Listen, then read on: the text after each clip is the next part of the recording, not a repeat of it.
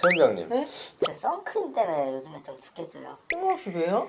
그 선크림만 바르면 얼굴에 무슨 막 트러블 같은 게 막 올라오는데 이원장님 혹시 바르시는 거 아니에요? 그런 거 같은데.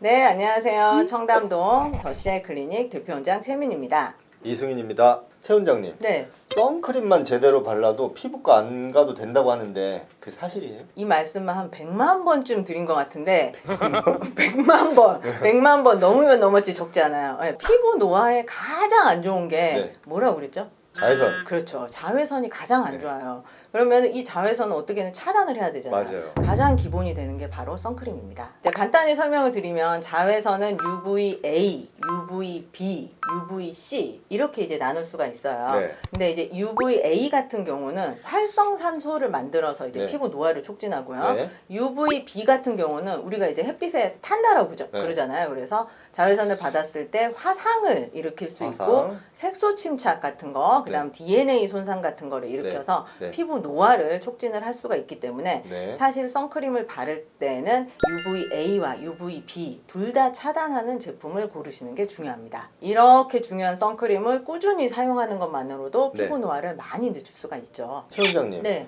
선크림에도 네. 등급이 있다 그러는데 네, 그냥 뭐 아무거나 바르면 안 돼요? 아무거나요? 아무거나요?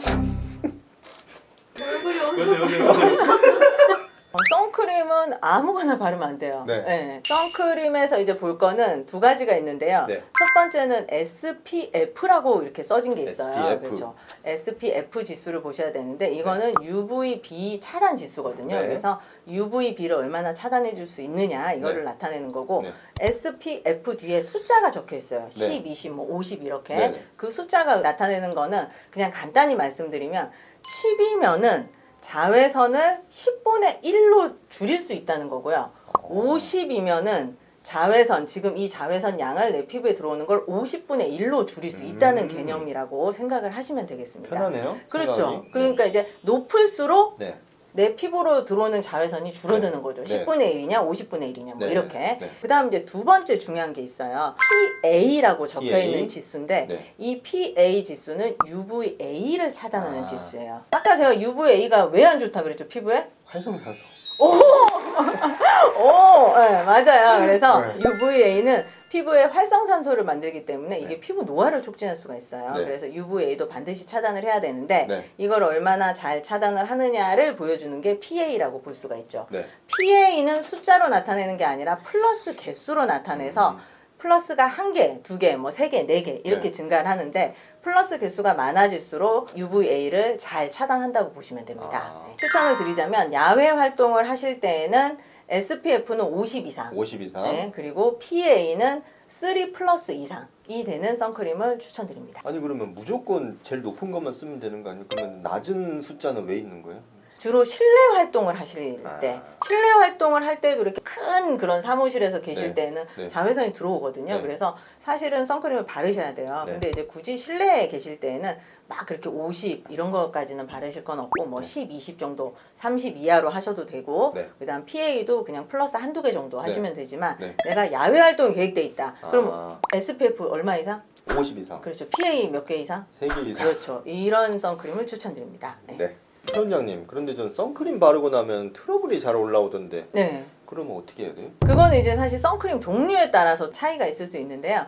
선크림은 크게 유기자차냐 무기자차냐로 나눌 수 있어요. 자차가 뭔지 알아요? 자외선 차단. 그렇죠. 그래서 유기자외선 차단제냐 무기자외선 차단제냐 그걸로 이제 나눌 수가 있는데 유기자차 같은 경우에는 발랐을 때 화학적 반응에 의해서 자외선을 차단하는 방식이에요. 장점은 굉장히 발림성이 좋아요. 그래서 이제 여성분들이 좋아하죠. 화장할 때 이제 발열성이 좋기 때문에. 그리고 이제 두 번째는 백탁 현상이라고 하는 현상이 없어요. 가습기. 그렇죠. 백탁 현상이라고 하는 거는 이렇게 선크림을 발랐을 때 이렇게 허옇게 가습기처럼 얼굴만 허옇게 동동 뜨는 현상, 그게 이제 유기자차에는 훨씬 덜 하거든요. 그래서 이제 유기자차의 그게 장점인 반면에, 하지만 이제 유기자차는 화학적 반응을 이용하는 방식이기 때문에 간혹 예민하신 분들이 트러블이 생길 수가 있어요. 그러니까 제가 사실 가습기를 만들기 싫어서 그쵸. 얼굴 하게 되니까 네, 유기자차를 발랐는데 그러니까 트러블이 생기나 보네요. 그렇죠, 그렇죠. 네, 그래서 이제 백탁 현상이 싫어서 덜 생기는 지금 선크림을 바르셨는데 그게 이제 유기자차이기 때문에 조금 예민하거나 피부 컨디션이 안 좋을 때는 트러블이 유발이 될 수가 있는 거죠. 그리고 이제 이 유기자차, 유기자외선 차단제는 바로 바르고 바로 나간다고 효과가 나는 건 아니고요. 외출하시기 한 30분 전에 바르는 걸 추천을 드려요. 자외선 노출 30분 전에 바르셔야 되세요. 그러면은 바르고 바로 나가면 의미가 없는 거예요. 그렇죠. 그래서 이제 그런 경우에는 무기자차를 바르시면 되는데 무기자차는 이 피부에 약간 막을 씌우는 거예요. 그러니까 피부에 이게 방패처럼 막을 딱 씌워서 그냥 자외선을 차단을 하는 물리적 차단인가요? 그렇죠. 물리적 차단제죠. 그래서 약간 백탁 현상이 생겨요. 하얗게 얼굴이 동동 뜨는 현상. 그리고 아무래도 이게 막을 형성하는 방식이기 때문에 발림성이 유기자차에 비해서는 좋지가 않아요. 잘 안 발려지더라고요. 그렇죠. 그래서 이제 여성분들 같은 경우에는 선크림 바르고 화장도 하고 해야 되는데 그래서 이제 무기자차가 조금 이제 사용하실 때 어려움이 있을 수 있지만 어쨌든 피부가 좀 예민하신 분이라든지 특히 어린이들 같은 경우에는 무기자차가 이제 좀 더 알맞고 그리고 무기자차의 경우에는 바로 효과를 보기 때문에 굳이 뭐 30분 전에 바른다거나 이러실 필요는 없습니다. 선크림은 어느 정도 그리고 어떻게 발라야 되나요? 근데 이원장님 오늘 선크림 안 바르셨죠? 네. 자, 발랐습니다. 그러면은 제가 오늘 이제 직접 발라드릴게요. 네네. 일단 중요한 거는 선크림 바르는 양인데 보통 이제 500원짜리 동전 정도의 양으로 바르라고 말씀을 드려요. 근데 이제 이 500원짜리 동전의 양이 사실 은근 많기 때문에 이거를 한 번에 막 철퍼덕 바르다 보면은 이 백탁 현상이 생기거든요. 그래서 저는 이거를 한 번 그냥 싹 바르고 그 위에 그냥 한 번 더 바르고 이렇게 2번 바르는 걸 추천드려요. 이건 무기제예요? 이거는 무기자차하고 유기자차하고 이제 좀 복합으로 나온 거. 이렇게 이제 선크림을 짜서 대략 한 이 정도, 500원짜리 동전 정도 대략적으로 이 정도 이제 바르시면 되고 제가 이제 직접 발라드릴게요. 자, 이거를 살짝 안경을 벗으셔야 되세요. 네. 콕콕콕 찍고 그다음에 코에도 콕콕콕 찍고. 자, 그래서 일단 이걸 한 번에 다 바르려고 하지 마시고요. 이렇게 한 번 일단 바르고 위에 이제 더 바르는 느낌으로 그렇게 바를 건데 이제 얼굴에서 가장 자외선이 직접적으로 잘 닿는 부위가 콧대 여기하고 그다음에 여기 광대 부위예요. 그래서 사실은 기미 잡티나 이런 게 이 부위에 가장 많이 생기기 쉽거든요. 그래서 이 부위는 좀 더 이제 꼼꼼히 이렇게 이제 발라주시는 게 좋고요. 너무 하얀데? 강시가 된다니까. 그리고 이제 이렇게 바를 때 귀를 또 빼먹기가 쉬워요. 그래서 이제 귓볼이라든지 이 귀 뒤쪽 이런 데도 이제 조금 꼼꼼히 잘 발라주시는 게 좋고요. 아니 그러면 트러블이 없는 분들은 유기자차가 좋나요? 그렇죠. 그래서 이제 피부가 트러블이 잘 안 나고 크게 예민하지 않은 분들은 사실 유기자차가 좀 편하죠. 특히 여성분들은 대부분 유기자차를 써요. 왜냐하면 이제 메이크업을 하셔야 되기 때문에. 근데 이제 피부 좀 예민하신 분들이나 이제 어린이 같은 경우에 그런 경우에는 이제 무기자차를 바르는 게 좋고. 그리고 이제 사실 목까지 이 목은 이제 신경을 조금 사실 덜 쓰게 돼요 얼굴보다는.